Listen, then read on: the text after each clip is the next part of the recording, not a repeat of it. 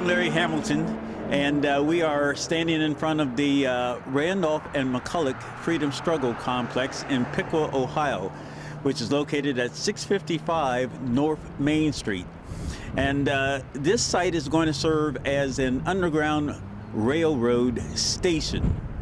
And what we have here in the background in the way of an exterior motif is an effort to fashion a area of respite and shelter.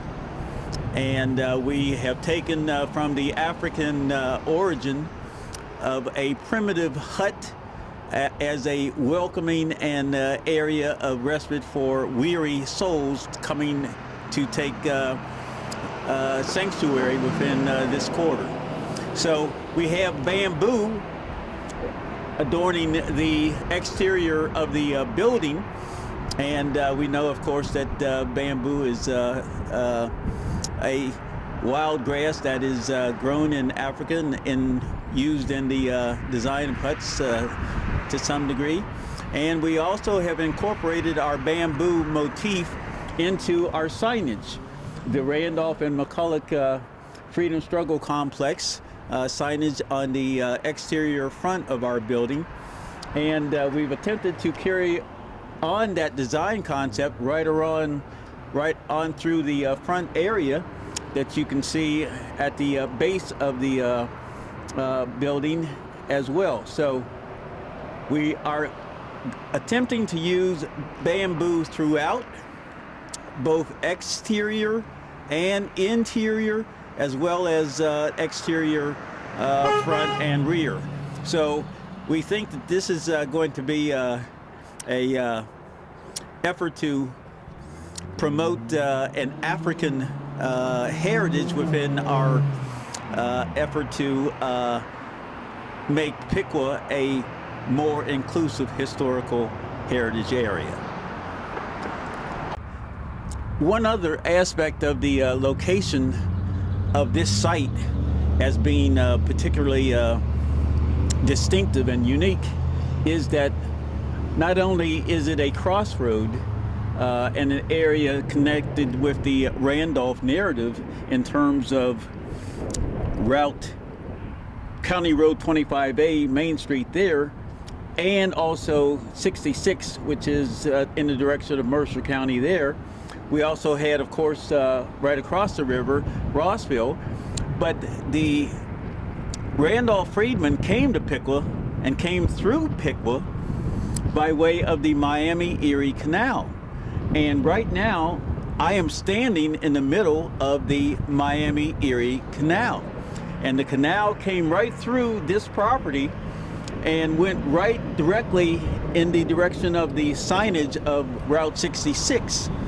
So this is another very important aspect of the unique location of 655 North Main Street in Piqua that is serving as a station on the Underground Railroad.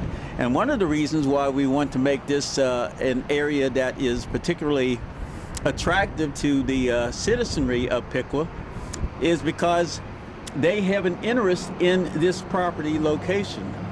Right here, the Miami-Erie Canal was presented to the city of Piqua by the state of Ohio. And now this area is owned by the city of Piqua, and the people of Piqua may or may not be aware of the fact that the Miami-Erie Canal came directly through here, and of course was the means of conveyance on the part of the Randolph freedmen as they made their way on the canal boats northward to Mercer County. So here we are on the exterior of the exterior rear of the Randolph and McCulloch Freedom Struggle Complex. And we want to point out again the fact that we are carrying over in our design motif the use of bamboo.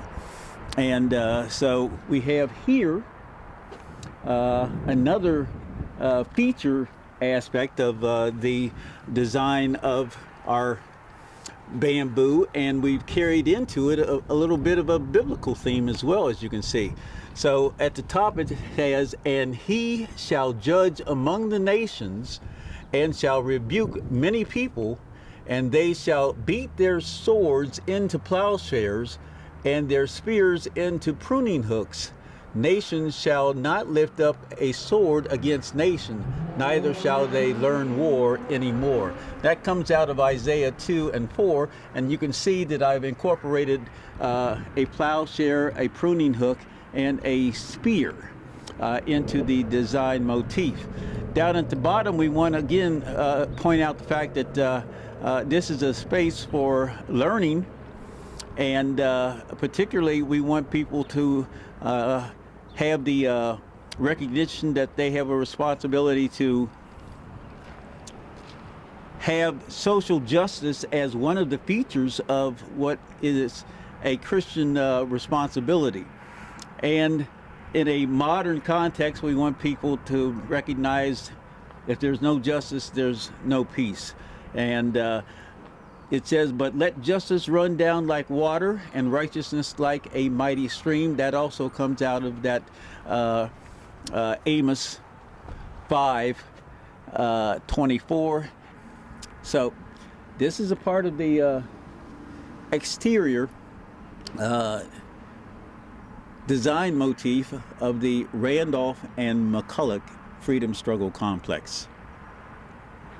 Okay, again, we're at 655 North Main Street, and we're entering phase one of the Randolph and Freedom Struggle complex.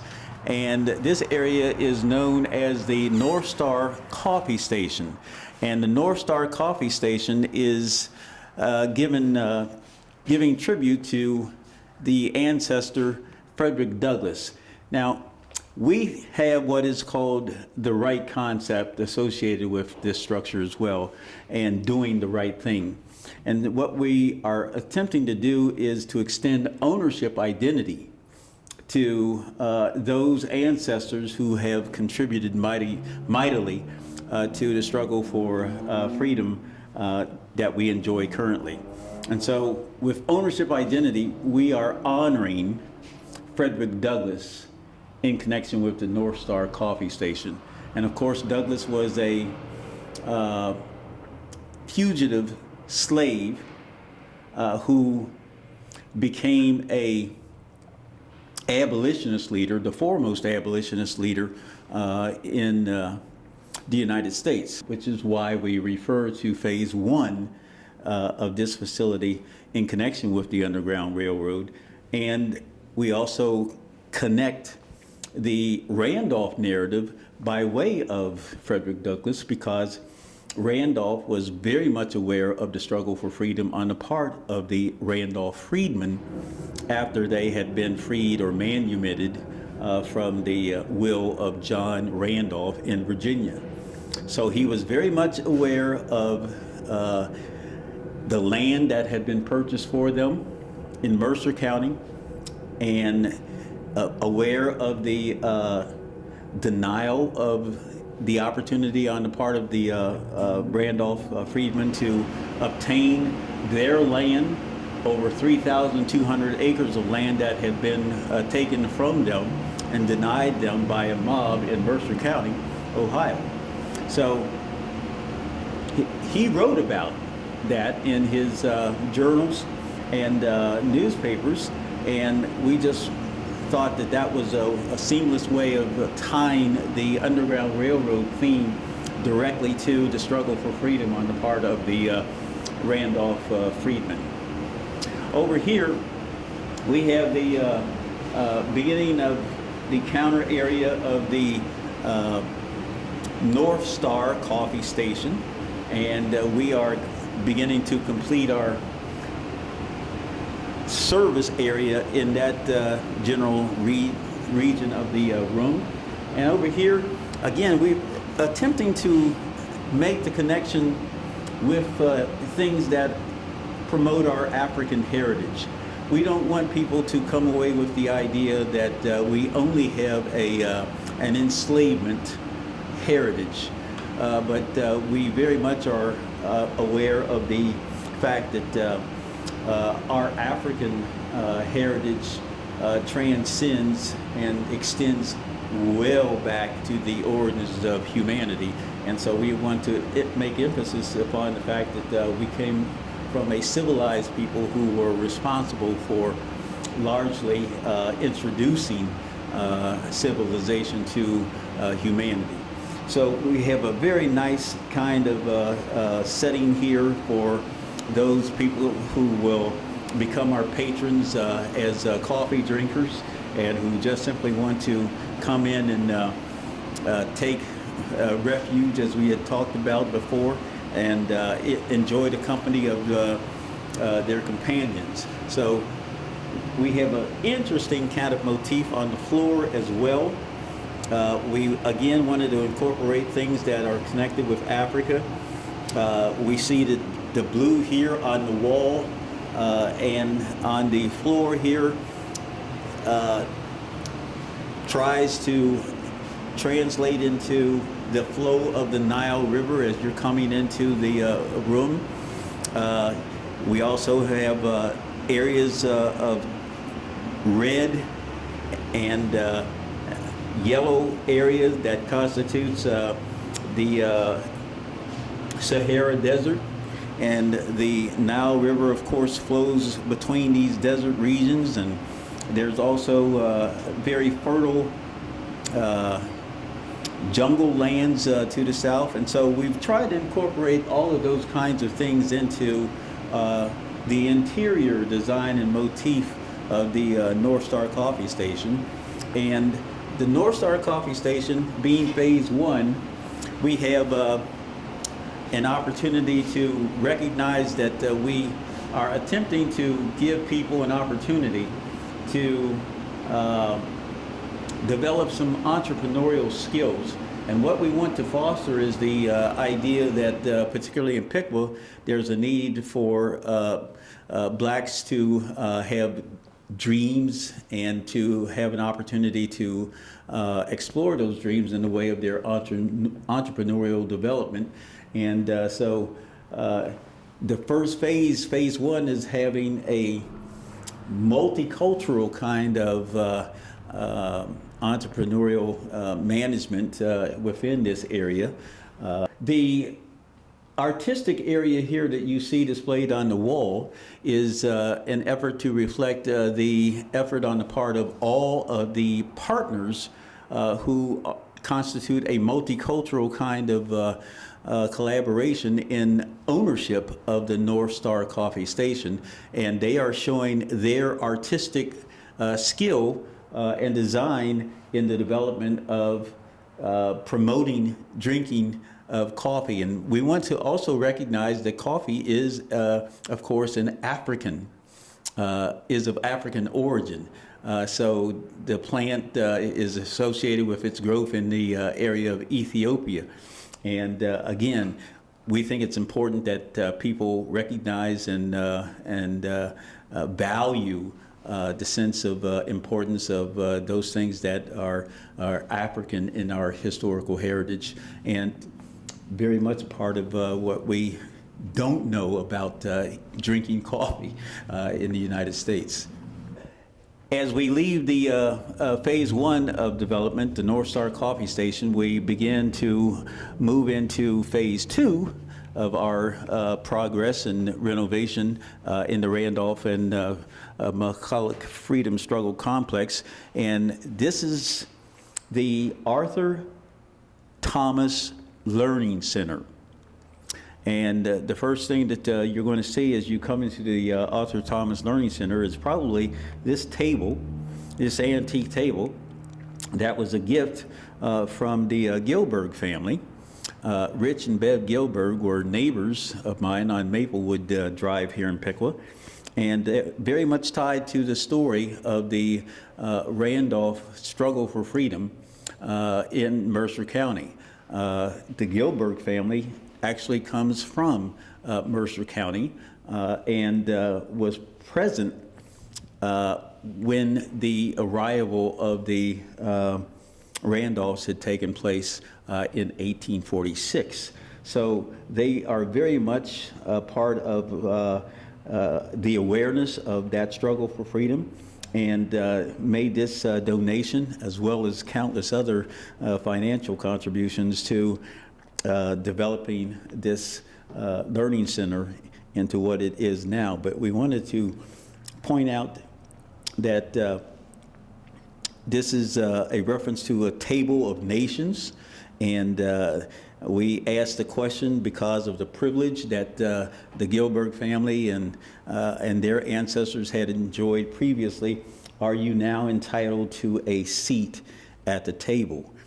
Some people might also recognize that the Table of Nations is a biblical or scriptural kind of reference as well, that describes the ethnic kind of racial origins of the human family within a religious context as well. So that's something else that we point out as people sit at the table. We're going to turn this sign around here and point out the fact that on the flip side, it is, should you as a way of privilege be seated at the head of the table, sitting at the table doesn't make you a diner. And that was something that I wanted to have at the table or on the table, something that I had become familiar with as a teacher of Black history by way of Malcolm X, who wanted people to know and understand that just because you're seated at the table doesn't make you a diner unless you have some food on the plate. And for a number of people of African descent, it's not enough to have a seat at the table. Okay. Now, as we move further into the room, we point out the fact that the Arthur Thomas Learning Center makes tribute to this gentleman right here, who is my mentor. Arthur Thomas was a native of Piqua.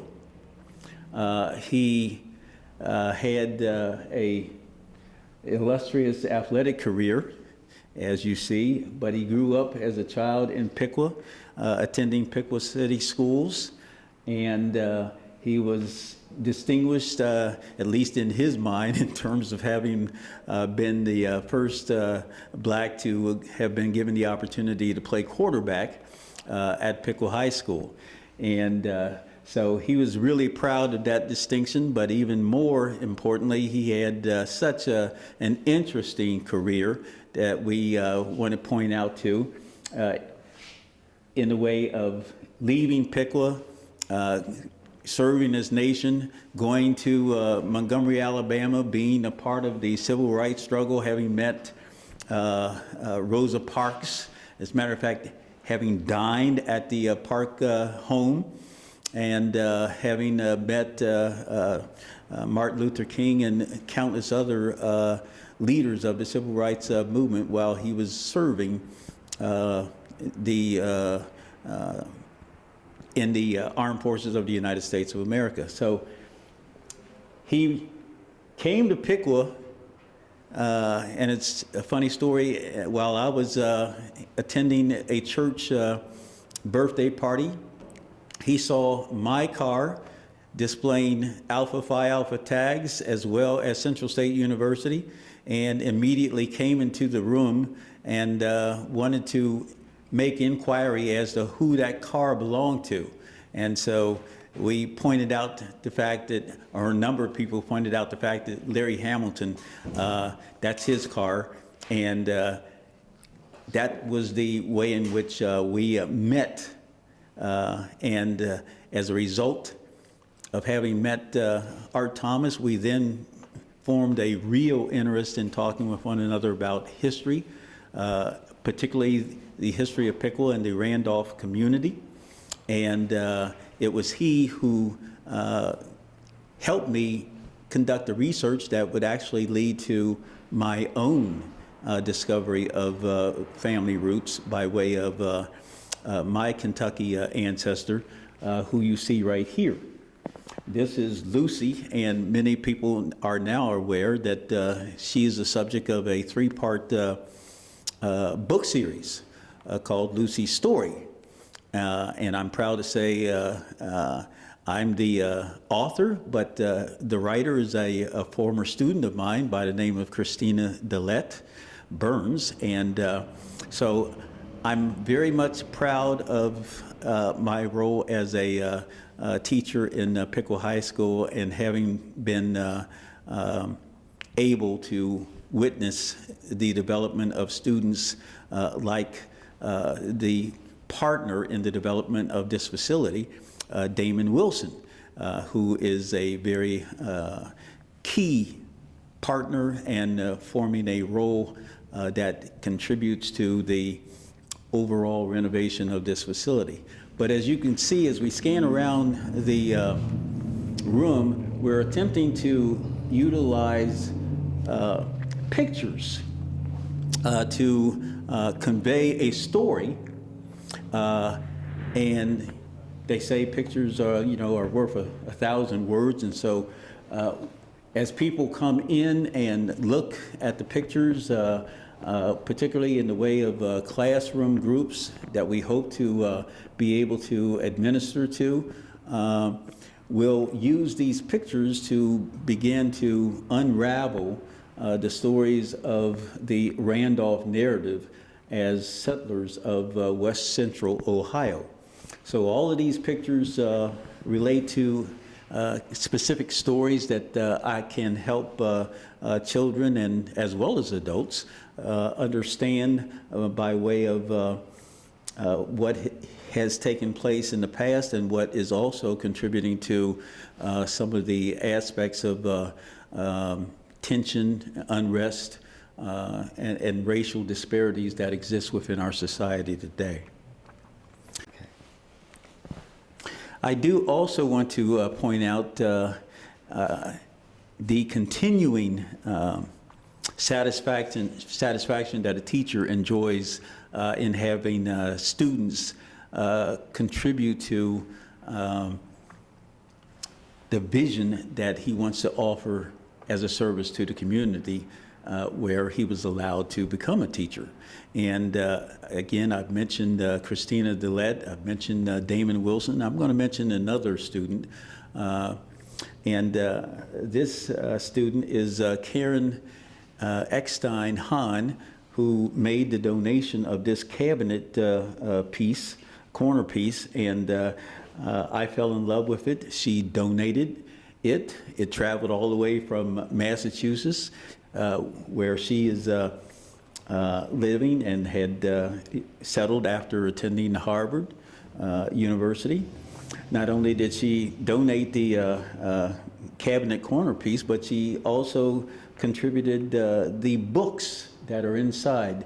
They are multicultural or Afrocentric oriented books, and they are exactly what I wanted to have in the way of people in the community, and especially teachers, to have an opportunity to come in and sit down and share these books with students who are learning to read or maybe are having some problems in learning to read, that people from the village would actually have an interest in their development and helping them to learn to read and understand about their historical heritage.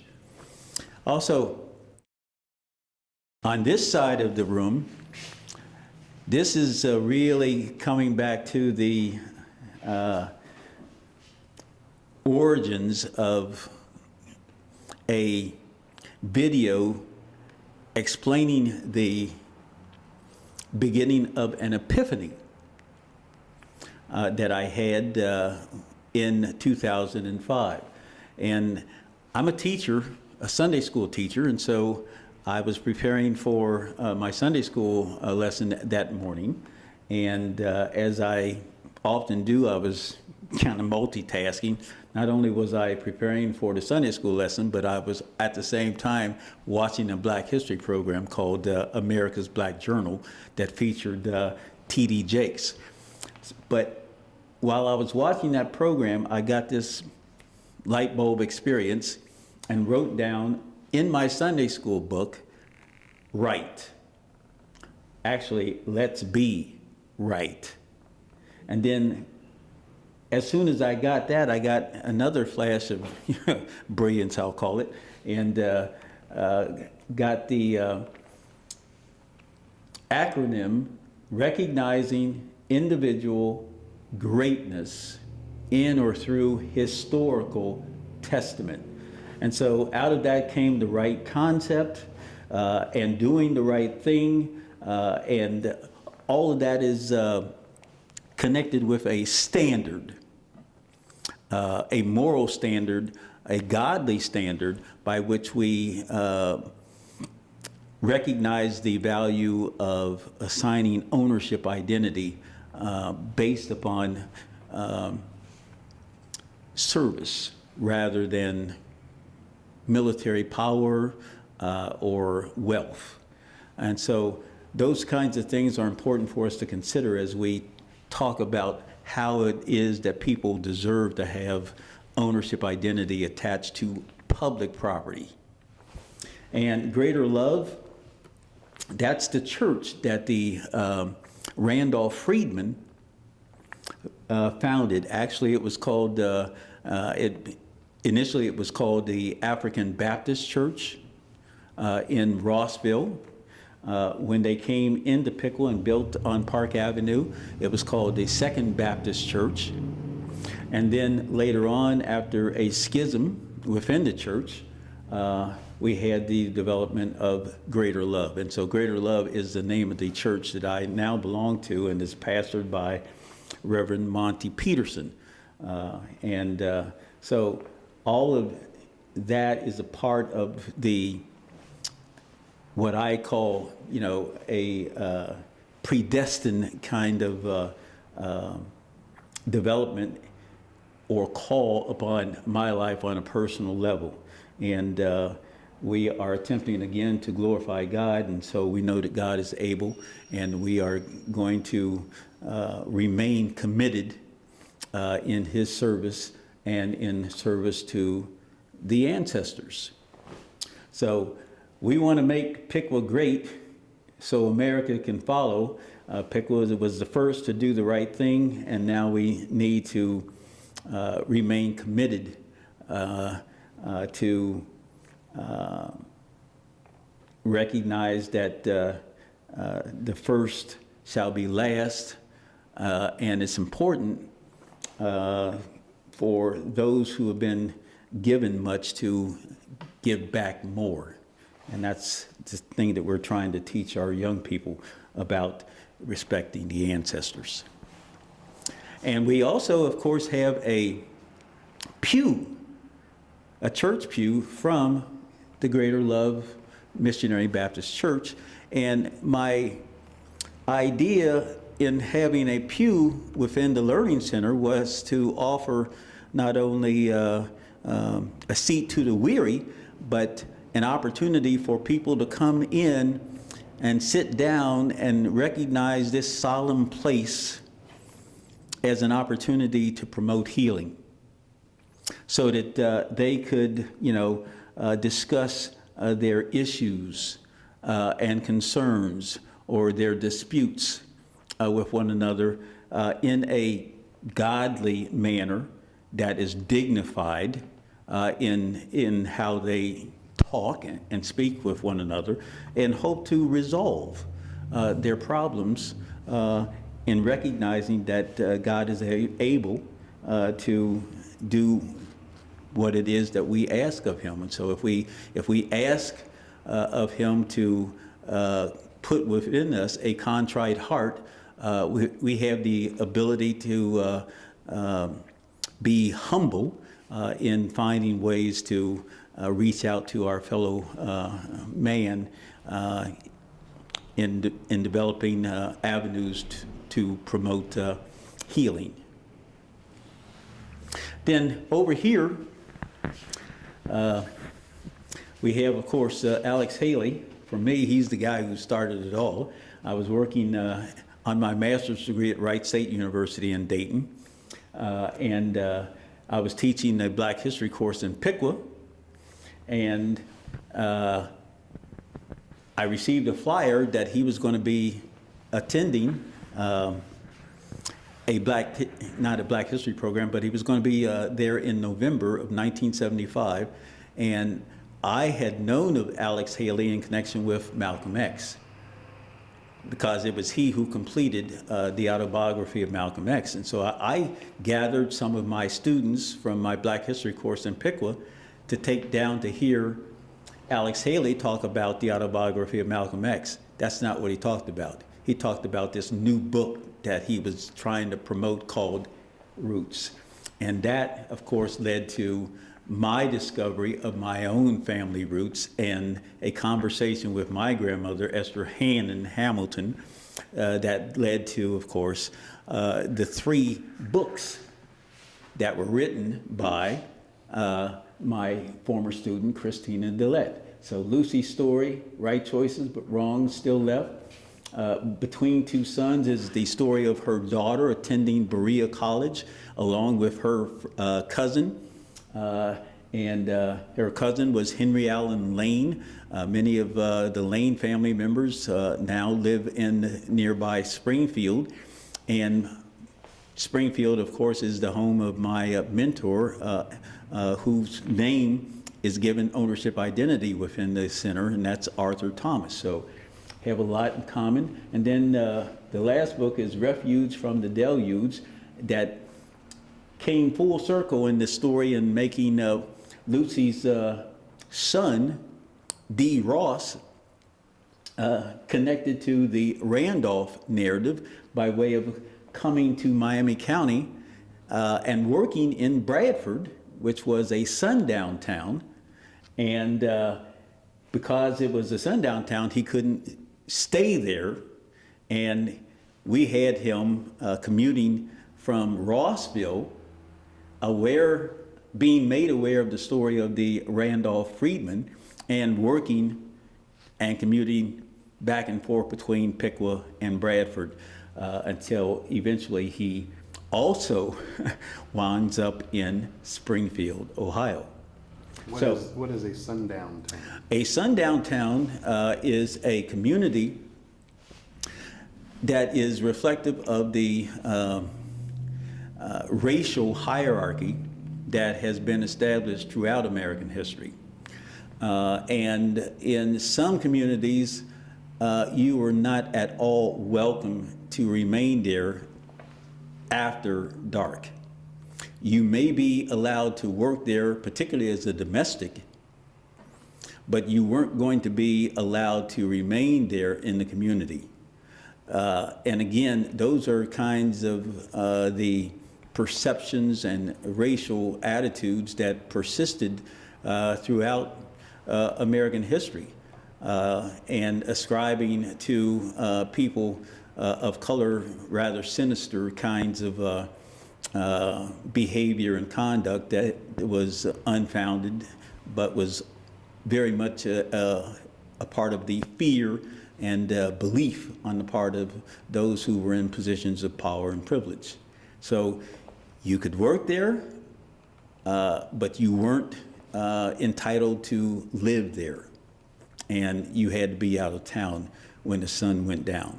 Those were sundown towns, and they were prevalent throughout America and Miami County as well. So over in this area here, this is going to be a reading nook, and we have some pictures of some of the people who I admire and value as foremost leaders among the African American community, and some, of course, have gone on, but they have had an impact, a tremendous impact upon the development of racial pride, like Marcus Garvey would have had back in the early 20th century. And we see below them some of the pioneers in the political struggle for power within the United States. These are people who had been elected to Congress in the Jim Crow era. We want to take the time also to point out what existed previously at this particular site. And so we talk about the blacksmith shop in the 19th century. We talk about the fact that the Miami-Erie Canal had been located right adjoining our property. We talk about the fact that there was a barber shop, that there was a service station right out here, and that this facility had many bays for servicing cars. And as a matter of fact, the Learning Center was initially a bay in which car work and service was performed upon. You can see it's driven right through that area right there in terms of work being done on cars. Okay, so eventually, because we're trying to develop an underground railroad motif, we want to have a transition from the Learning Center to the basement, where we'll have a shelter established as an underground railroad station. And how are you going to get there? And we'll transition from this room to the basement by way of a stairwell that is in that corner, and that stairwell will lead eventually to a hole in the floor into the basement area.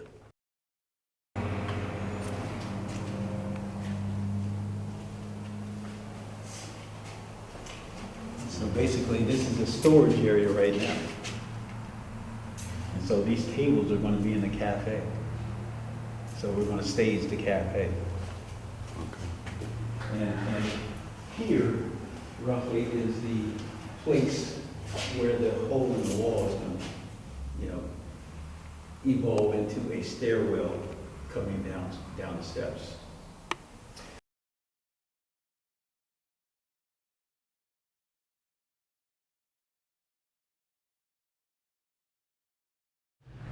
Okay, this is phase 3 of development. This is the Sinkofa Cafe, and it's an area that is being staged currently for someone to buy into the vision that we want them to share with us in the way of an entrepreneurial development of a cafe. The cafe will honor Black women, particularly who were domestics and who cooked and cleaned the homes of their white clientele.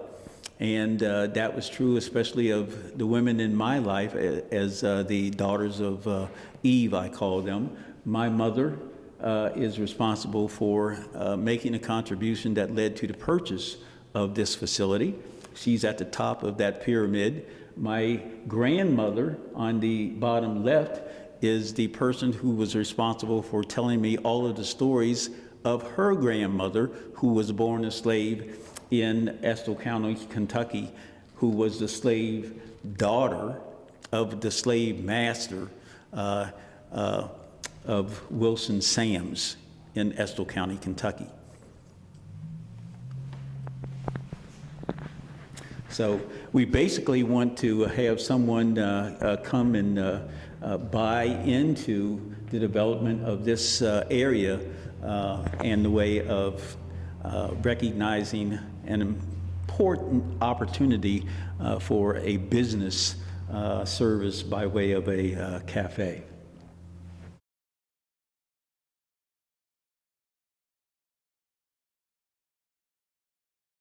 In the other area, this area here, we were talking about cars. If you look up, you can see just how we determined that we wanted to keep and maintain that historical reference point to what this had been. So this had been a service station, and this area here was an area where cars were serviced There were hydraulics in the floor and so forth and so on. So this is an area where those cars also were driven through. Later on, the quick cold carryout was processed right through this area, and so it's quite a tribute to preserve some aspects of what had come before and existed on these particular sites.